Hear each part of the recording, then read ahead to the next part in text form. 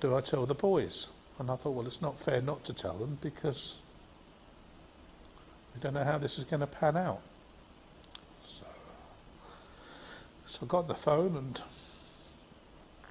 one of my sons is in the forces, so sometimes it's pretty difficult to get hold of him, but this time I was quite lucky, and I said, where are you, and how are you, and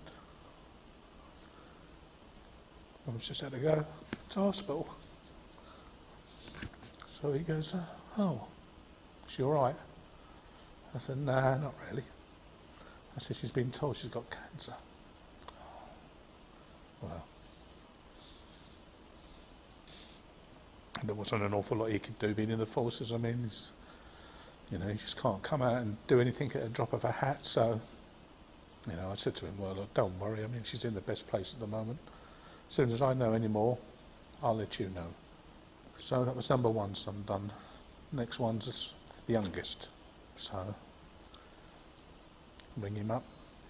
Had to go through it all again. Oh, how's mum? Do you want me down there? Is there anything we can do? I said, well, look, we don't know what's going on at the moment.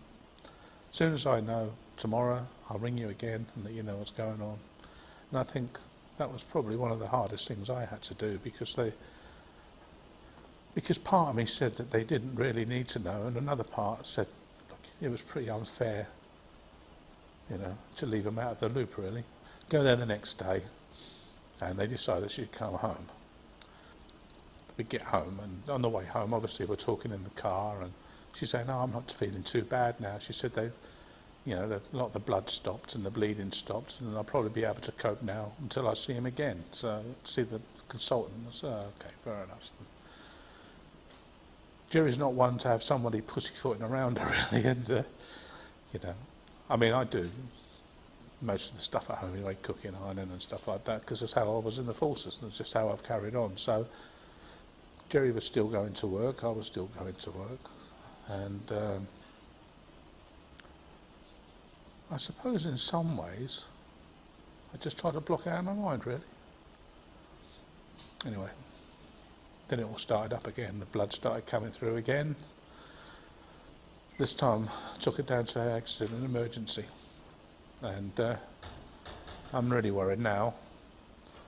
I was sitting in accident and emergency, she's doubled up in pain once again, all the blood again. And finally get taken through to the accident emergency place. She's put in a cubicle. First thing they want is a urine sample. Can't get nothing but big thick clots. But now I'm thinking, great, she's here. They're going to do something now. They'll have to do something now. Can't keep on like this. This is what I'm thinking to myself anyway. Anyway, they look at her and they, send her home again.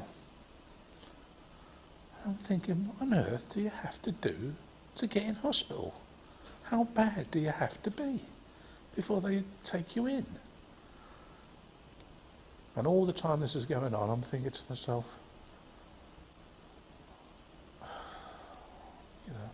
I really feel let down here. I did. I felt completely let down. She was called forward for the operation, and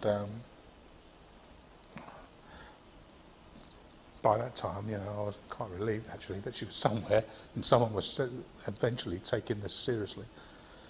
So we go into hospital, get her all prepped up, get her on the table, all on the jiggy thing to go. One of the nurses said she's got a temperature. Oh no, she can't have the operation today because she's got a temperature. And I just thought, not for myself, but for her, because she'd been put through quite a lot of anxiety. Anyway, got another date, 5 or 6 days down the road. She had the operation, the whole kidney was removed, and she was then taken to resuscitation. I waited around and waited till they put her down the ward and stayed with her, but she was so out of it, because of all the stuff that she'd had to go through. They told me to go home and come back maybe in, 6 or 7 hours, she might be a bit better. So I went back. She was then in hospital for 48 hours, after which she was released. Once again, this is me, I'm thinking, well, why are they letting her out so quick? She can hardly walk, you know. So staggers down to the car, gets her into the car. I said, I can't believe this, Jerry. I can't believe they're letting you go. Oh no, I'll be better at home. I'll be better at home. Now they gave her some injections to take. She did tell me the name of them, but I can't remember. And she had to take one of these and inject herself. And I thought, well, I don't know if she's going to do that. I said to her, well, I'll do that for you if you want me to, because forces you have to inject stuff into yourself. I'll do that for you. No, I've got to learn to do it. I've got to do it myself. Now, once we got home, she was bedridden in effect. We'd had the forethought of buying these beds that are electrical to help her get up and down.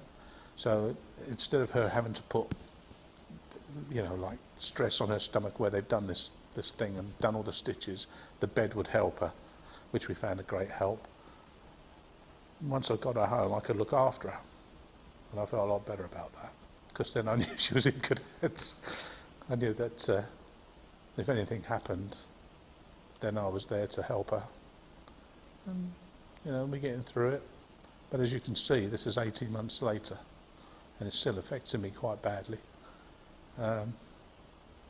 She's a smashing woman. That's all I can say. I just don't understand why it's happened to her. Smashing woman. And that's all I can tell you, really.